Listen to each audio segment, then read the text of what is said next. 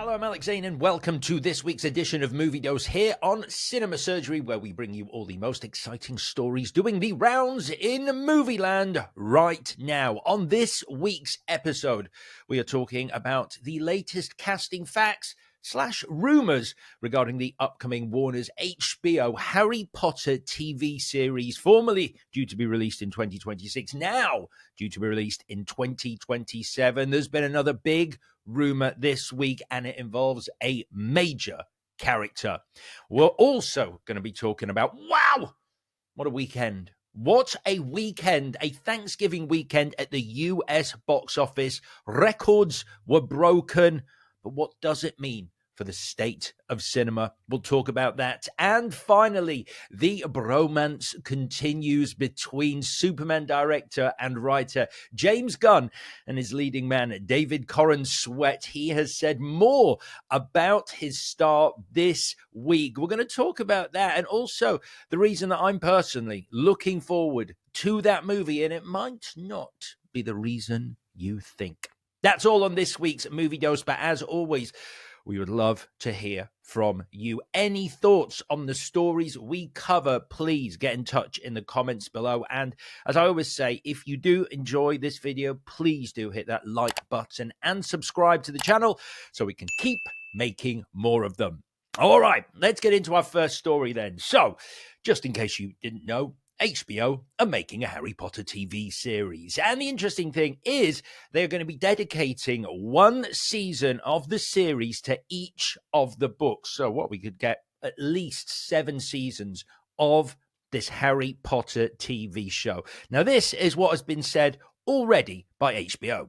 Each season will be authentic to the original books and bring Harry Potter and these incredible adventures to new audiences around the world, while the original, classic, and beloved feature films will remain at the core of the franchise and available to watch globally. Well, it's good. I'm glad you're not going to delete the original movies from existence with this TV show. Now, following that quote, this is from Channing Dungey, chairman and CEO of Warner Brothers Television Group. We've got our fantastic writing staff in place, and they are doing what they need to do. And casting calls have opened up in the UK and Ireland, so the process is moving along. It's going quite well. Good. That's good that it's going quite well. Now, these open casting calls, these are for the 3 lead roles of Harry, Hermione, and Ron. They are open casting calls that potentially I think anyone can go to. The adult characters, however, it sounds like they are looking for household names to take on the adult roles in this new Harry Potter TV series. Now, before we get into this latest casting rumor, it is worth noting what HBO has said on all of these, and they are just rumors at the moment. They said in response to this very latest casting announcement that I'm going to tell you in just a second, we appreciate that such a high-profile series will draw a lot of rumor and speculation. As we make our way through pre-production, we will only confirm details as we finalize deals. And that's the key thing here. All of these sound like people have been asked to star in this. Some of these names that are being mentioned as rumors probably have been approached by HBO and Warner, but they're just unwilling until that ink is dry to actually say, yes, this is the person playing this role. So with that in mind, this is by no means a done deal, but by all accounts, it is the actor Paapa Essiedu who has been offered the iconic role of Severus Snape in the upcoming Harry Potter TV series. Now, Paapa Essiedu is a phenomenal talent. You probably know his work from the likes of the BAFTA winning I May Destroy You, Sky's excellent Gangs of London. He was also in the Lazarus Project. He was in the Black Mirror episode Demon 79. And most recently, he was starring in the Saoirse Ronan drama, The Outrun. He really is a phenomenal talent. Now, to go back to what the Hollywood Reporter has actually said, they say he has been offered the part although they don't mention whether negotiations have begun in earnest. Now, there has been a lot of comments online about this casting announcement, and most of these comments seem to be based around the idea of just how loved Alan Rickman was in that role of Severus Snape in the film. So we've got comments like, the problem with casting for Snape is no matter who gets the role, it is always going to be second fiddle to Alan Rickman's performance. Like, it's just too good and too iconic to be beat. Also, another comment. If I were an actor, I would not want to be in Alan Rickman's shadow. It doesn't matter who plays Snape. It's a daunting job. And finally, someone else questioning whether there is any need for this reboot at all, which is a common theme online. A lot of people talking about why. We've got these movies. Why do we need this TV series? Well, this person says, those are big shoes to fill. Honestly, can't imagine anyone other than Alan Rickman in this role. I still don't see the need for this so soon. The movies and their casts were so perfect. Okay, well, on that last point, I think we need to get past this idea of why they are making this Harry Potter TV show. And the reason we need to get past it is because they just are. They are making it's happening. It's happening, which means someone does have to play Snape. I love Alan Rickman as Snape, but someone is going to have to play Snape in this series. And for my money, I think Paapa Essiedu is a brilliant choice. I would love to see what he does as an actor with that role if, and it's a big if, he decides to take it. I think the other thing we have to consider is that J.K. Rowling herself, the creator of the entire wizarding world, is very, very much involved in this HBO series. This is what HBO said on that. We are proud to once again tell the story of Harry Potter, the heartwarming books that speak to the power of friendship, resolve, and acceptance. J.K. Rowling has the right to express her personal views. We will remain focused on the development of the new series, which will only benefit from her involvement. I'm going to tell you right now, that involvement is probably pretty very big. Basically, I don't know if she's going to have the veto on who gets to play what role, but she's certainly going to have a very big say in who they approach casting-wise. So, if she wants Paapa Essiedu to play Snape, then she wants Paapa Essiedu to play Snape, and she created the character of Snape. Again, all rumor and conjecture at the moment, so we will have to wait and see. As I mentioned earlier, it's only when that ink is dry on the contracts that HBO are going to start making announcements about who is playing who. Other casting news in the world of Harry Potter, Ralph Fiennes didn't come out and say this on his own, but someone suggested to him an actor who they thought might be a great Voldemort in the TV series. Ralph Fiennes obviously playing Voldemort in the film series, and that actor was Cillian Murphy. Here's what Ralph Fiennes had to say when it was suggested that Cillian Murphy might make a good Voldemort. Cillian is a fantastic actor. That is a wonderful suggestion. I would be all in favor of Cillian. Yeah. So Ralph Fiennes, a big fan of the idea of Cillian Murphy playing Voldemort in the new series. Murphy, obviously, he won the Academy Award just last year for his role in Oppenheimer. I say last year. Earlier this year, he won the Academy Award for his role in Oppenheimer. He's also busy filming the Peaky Blinders movie at the moment. The other casting news that is already out there is that the Oscar-winning actor Mark Rylance was approached, apparently, to take on the role of Dumbledore, a role originally played in the movies by initially Richard Harris, and then taking over from him after his death, Michael Gambon. Now, I think Mark Rylance is a great shout, currently to be seen being in The Brilliant Wolf Hall on the BBC, and also picking up that Oscar for Steven Spielberg's Bridge of Spies, the Best Supporting Actor Oscar. Also, though, who apparently is in the running for that role of Dumbledore alongside Mark Rylance is Mark Strong.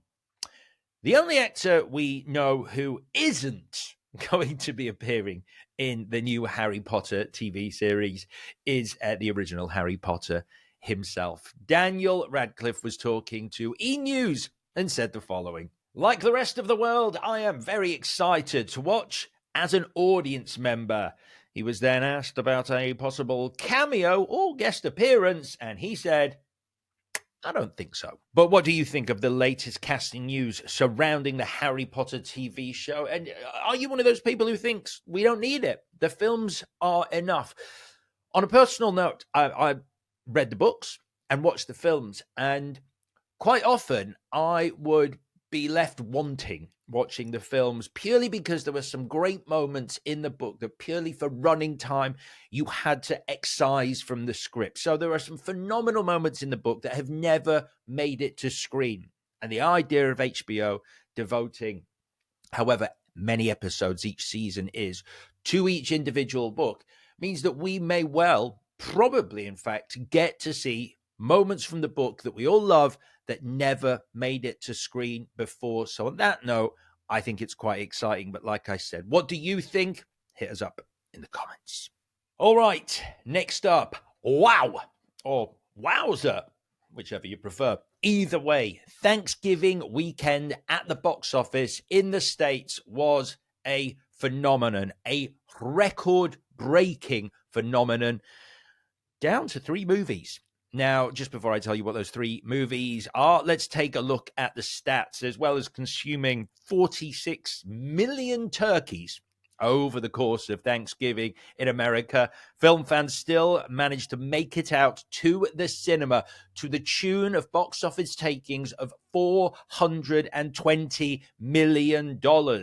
Now, to put that into perspective, that breaks the previous highest Thanksgiving weekend record, which was from 2018, led by Ralph Breaks the Internet, which was around $315 million. This is over $100 million more in takings over the Wednesday to Sunday, that is the Thanksgiving holiday in the US. These are the 3 movies responsible. Firstly, Moana 2 set an individual Thanksgiving record for a film, raking in $221 million all on its own. That is a record. That's just in the States. Globally, it pulled in $389 million, making it the highest ever global box office for an animated movie. And to put that into perspective, the hugely successful Inside Out 2, Moana made $100 million more than that. Moana 2, the big winner. Also, Wicked set the record for the highest grossing film in history based on a Broadway musical. It grabbed itself $117.5 million.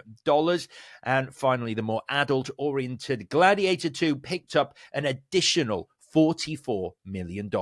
So does this actually tell us the idea of having 3 big tentpole movies in cinemas at the same time is a good thing? Because famously, this has been avoided by studios. Studios will put at least a week, if not more, between their tentpole releases, basically because they don't want people to still be going to see another movie and that damage or dilute their own film's box office. But here, well, we have 3 movies all benefiting from each other's presence in the cinema at the same time. Now, this isn't a new phenomenon. You just have to look at 2023's Barbenheimer phenomenon, where Oppenheimer and Barbie opened on the same day, and both movies benefited from that. It became a story in its own right. People going to see both movies. On a personal note, sitting in a packed theater on a Friday watching Barbie is an experience I've missed. It has been so long since I was a kid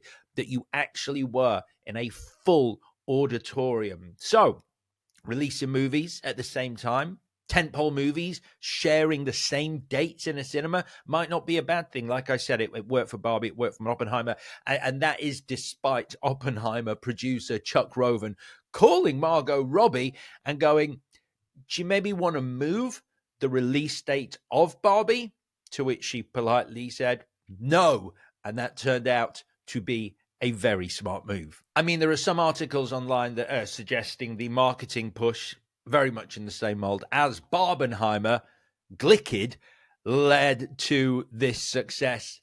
I'm not sure. It certainly, for me, didn't enter the cultural conversation as much as Barbenheimer, Glickid.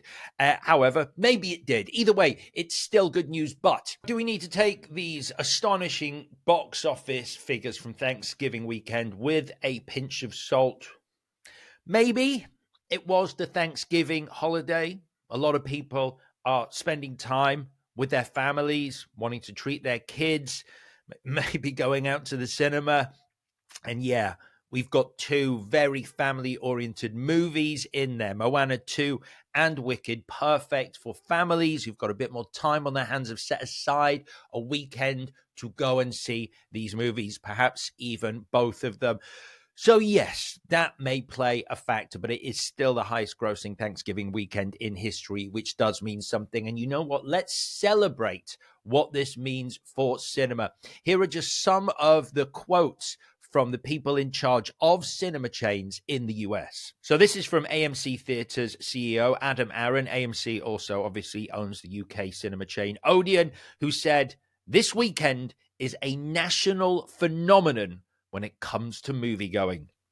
Then we've got this one from Regal Cineworld boss Eduardo Acuna, who said, "Congratulations to all our studio partners on this record-breaking weekend. The theatrical experience is one that cannot be replicated." Fact.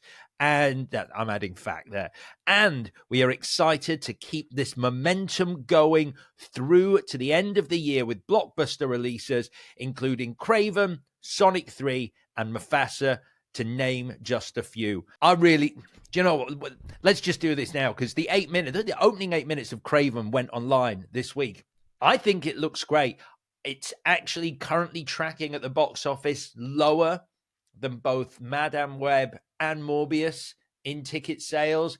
I'm hoping that putting that 8 minutes online, which looked freaking cool, changes that. Aaron Taylor Johnson has been talking up the movie. He looks in phenomenal shape for it. If you haven't watched those opening 8 minutes, do check them out, because if, like me, you like a little bit of R-rated comic book movie action, this looks very R-rated. So do you know what? In fact, fine.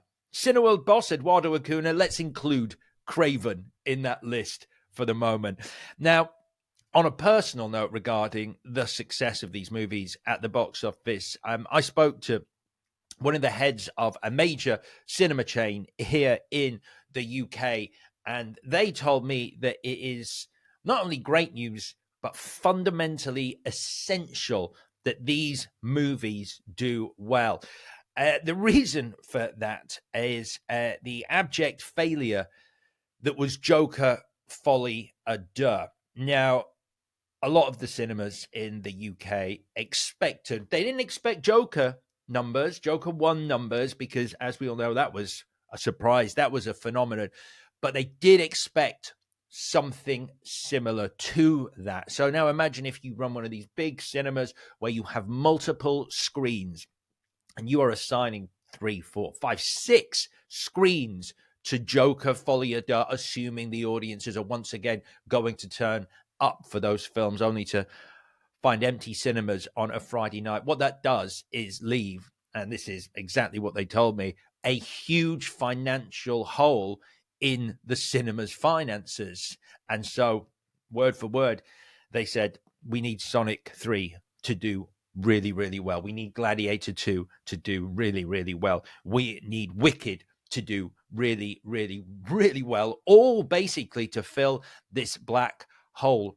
So based on that news and the success of these movies, that's really, really important, because look, you know, on this channel, we are huge champions of the cinematic experience and the idea of cinemas literally ceasing to exist because people aren't choosing to go to the cinema anymore because of the multiple ways you can watch movies is a sad, sad thing. So brilliant news that these movies have done well.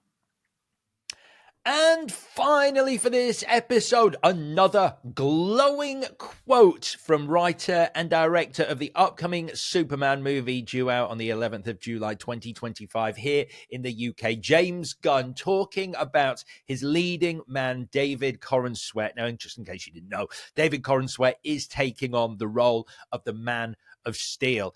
And at Comic-Con earlier this year, this isn't the most recent quote, at Comic-Con earlier this year, when asked about his leading man, James Gunn had the following to say. We are deep in the process of editing, and David Corenswet is going to effing blow people away. He is the movie star that everyone just dreams he could possibly be. I don't think anyone really understands the depth of this guy's talent dramatically and comedically. He is also the best physical action star I've ever worked with. So that was at New York Comic-Con, and just this week, he has heaped yet even more praise on his leading man. This is what he told the Hollywood Reporter. Honestly, from the bottom of my heart, David Corenswet is going to freak everyone out with how great he is. He is one of the best actors I've ever worked with. He can do everything. The man is incredible. Now, sure, it's not unusual for a director and writer to talk up their leading man, but this level of enthusiasm from one of my favorite filmmakers, James Gunn, about David Corenswet, well, gosh darn it, if it hasn't got me excited. And James Gunn isn't the only one talking up David Corenswet's performance. Frank Grillo, who plays Rick Flag Sr. in Superman, had the following to say. With David, there's something very Christopher Reeve about him. He encompasses this aura. There's something about this guy. I don't know if I could articulate it, but I was like, oh, this guy is Superman. Christopher Reeve comparisons, that's a big, big statement. But by the sounds of things from both James Gunn and Frank Grillo, we should be expecting something very, very special from David Corenswet's performance in the upcoming Superman, like I said, out in July next year. Let's talk a bit about the rest of the cast. Alongside Corenswet and Grillo, we also have Rachel Brosnahan, who is playing Lois Lane, and Nicholas Hoult, who is playing Lex Luthor. Now, Nicholas Hoult was actually in conversation about taking the role of Superman himself in the film. Eventually, he got a call from James Gunn saying that's not what was happening, but something else was happening, and this is what he had to say about that call. When James called me to play Lex, I did kind of cackle. I think that's how I describe it. I didn't say anything. I think he said, we want you to play Lex. And I just laughed because I think there was something in my instinct when I first read the script where I was like, I think that's more what I should be doing in this story. Now, back to what I said in the intro. There is one big reason. There are other reasons, but one big reason why I am looking forward to James Gunn's Superman. And it's not just because James Gunn, I think, is an incredible writer and filmmaker. It is because of the inclusion of his superpowered dog, Superman's superpowered dog, Krypto, in the movie. This very much excites me. Now, why does it excite me? Because I think the inclusion of Krypto gives us an inkling of the tone that this movie is going to go for. Now, admittedly, I don't want to get into the whole Zack Snyder era of the Man of Steel, but I do think what we can say is that those movies were fairly serious with the Man of Steel. They weren't full of humor. And when you look back to the Christopher Reeve era, there was humor in there. But this kind of humor, the inclusion of Krypto, I don't know, it sort of makes me feel that there might be that anarchic James Gunn sensibility to some of the humor in this film. Now, granted, I have a dog. I am a dog lover, and I feel that James Gunn, because he is also a dog owner, I think there is something about dog owners where you just get very affected by the character arcs and what happens to animal characters in movies. Now, if you look at the evidence with James Gunn, I mean, by his own admission, Rocket was his favorite character from the Guardians of the Galaxy films. And my God, the emotion and the climax to Rocket's story in that third film, wow, that's nothing short of phenomenal. I bawled my eyes out. Also, look at the Suicide Squad and Weasel, played by James Gunn's younger brother, Sean Gunn. I mean, this might just be me, but him surviving at the end of that movie, that was the happy ending that I needed for Weasel and left me with a smile on my face. So, yeah, I don't know whether it's a personal thing where you just have this relationship with animals where you care more about what happens to them on screen than potentially human characters. But it is the fact that James Gunn adopted a dog in 2022, Ozu, that has given us Krypto in this Superman movie. James Gunn said this: Krypto was inspired by our dog Ozu, who we adopted shortly after I started writing Superman. Ozu, who came from a hoarding situation in a backyard with 60 other dogs and never knew human beings, was problematic, to say the least. He immediately came in and destroyed our home, our shoes, our furniture. He even ate my laptop. It took a long time before he would even let him touch us. I remember thinking, gosh, how difficult would it be if Ozu had superpowers? And thus Krypto came into the script and changed the shape of the story as Ozu was changing my life. He does add, by the way, Ozu today is fairly often a good boy. I mean, I love that story. I love James Gunn. I love dogs. So this movie is ticking a lot of boxes for me personally already. I really hope it is as good as I want it to be. We should be getting our first look at footage from the film. The trailer for the new Superman is due to premiere alongside Disney's Lion King, Mufasa, The Lion King, which comes out on December the 20th in cinemas. So then we will be getting our first look at James Gunn's Superman. And that's your lot for this week. But as always, we do want to hear from you and your thoughts on any of these stories. What do you think of the latest casting rumors around the Harry Potter TV show? And are you a fan of the idea at all that we are getting this Harry Potter TV show? Do you agree with me that it's going to be nice to see the books done in more detail over a potentially 7-season series? Also, are you as excited as I am about James Gunn's Superman? I mean, look, the character, he's had a bit of a rough ride on screen since the Christopher Reeve heyday. Could this be the Superman movie that we've all been waiting for? I'd love to hear from you. And as always, if you have enjoyed watching this video, thank you. And please do hit that like button and please subscribe to our channel, Cinema Surgery, so we can keep making these videos. That is it for Movie Dose this week. I'll be back next week. Bye-bye.